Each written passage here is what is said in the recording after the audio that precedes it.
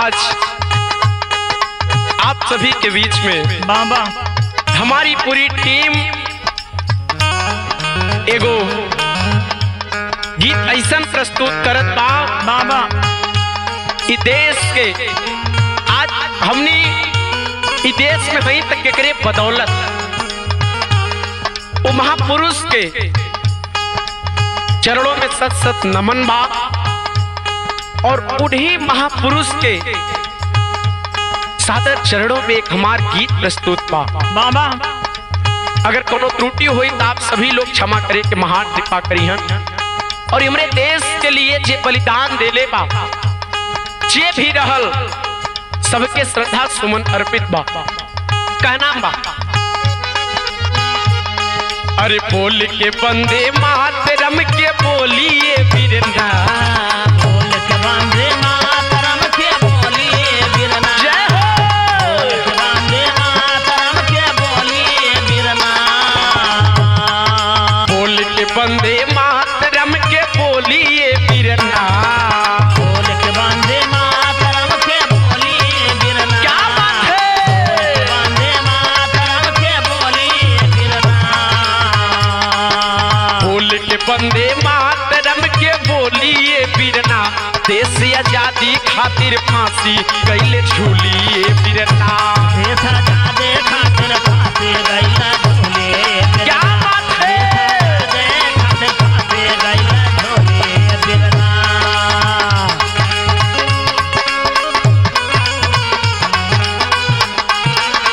बाबा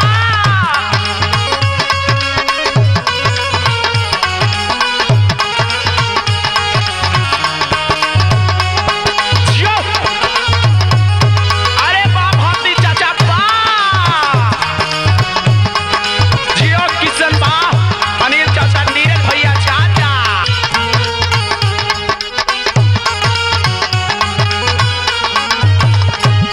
आई आज उहे महापुरुष के चलते बाबा आज ही भारत देश में हमनी सन अपन अधिकार जतावत बनी आए हैं। और ये अधिकार जतावे में मेन योगदान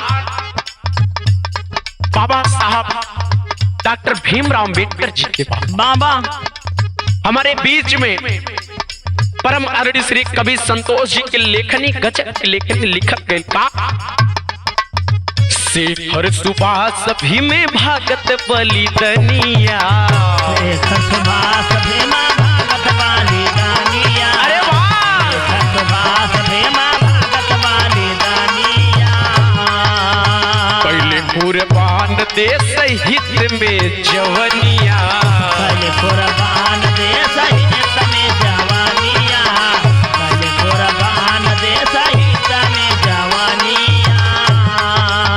बतावल गईल उहे बाबा साहब भीमराव अंबेडकर के लोगन पढ़े ना देत रहने, बाबा लेकिन आज उन्हीं के बदौलत हम अगर थाने में जाकर रिपोर्ट लिखावत पानी भैया तो बाबा साहब के देन बा। और उहे बाबा साहब के लिए आज देश मर मिटत बा। कहना बा हाँ शिखर सुभाष भीम भागत बलिदनिया। शेखर सुभाष भीमा भागत वाली दानिया। शेखर सुभाष भीमा भागत वाली दानिया। कैले कुर्बान देश हित में जवनिया। पहले कुर्बान देश हित में जवानिया। पहले कुर्बान देश हित में जवानिया।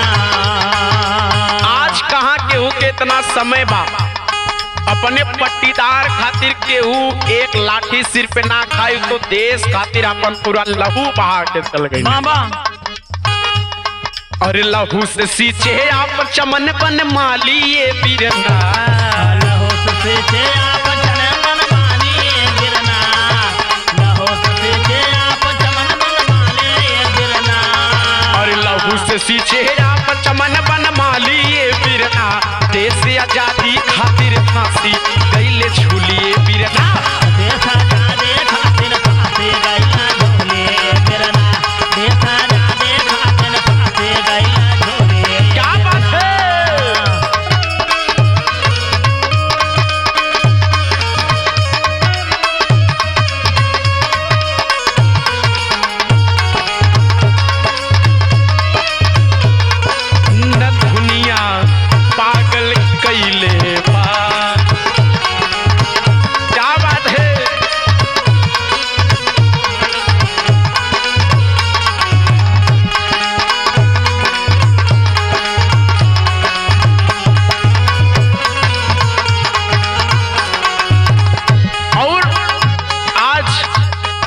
जेकरे भरोसे ई पूरा देश के छोड़ के गईले बाबा का केहू से कुछ छिपल ना बा नहीं जवन बात बा उ सब जानत बा अंदर के हो चाहे बाहर के बाबा जेकरे भरोसे छोड़ला देश के विमान हो जेकरे भरोसे छोड़ला देश के ईमान जेकरे भरोसे छोड़ला देश के ईमान उ लोगन सोचले कि आज इनके भरोसे हम छोड़ के जात बानी बाबा आज अपन लहू बहा दे तो कम से कम ये लोग ई देश के बचैहन। आए है एक छोटी सी कहानी आपके बता दें अगर बाप बा अगर कोनो जमीन के झगड़ा बा बाप सोची चला हम मर जाब लेकिन बेटुआ तो हमार रही जवन जी खाई उहे उ कर के गेले लेकिन जब बेटुए नलायक निकल जाई बाप के का सोचे बाबा अरे जेकरे भरोसे छोड़ला देश के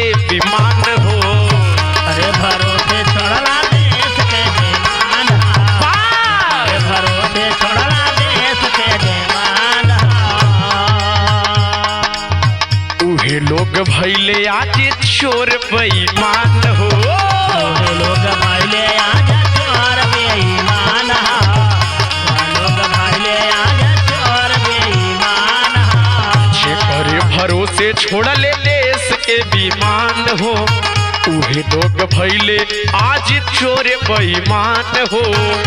और लास्ट में बतावल गईल बाबा संतोष सूरज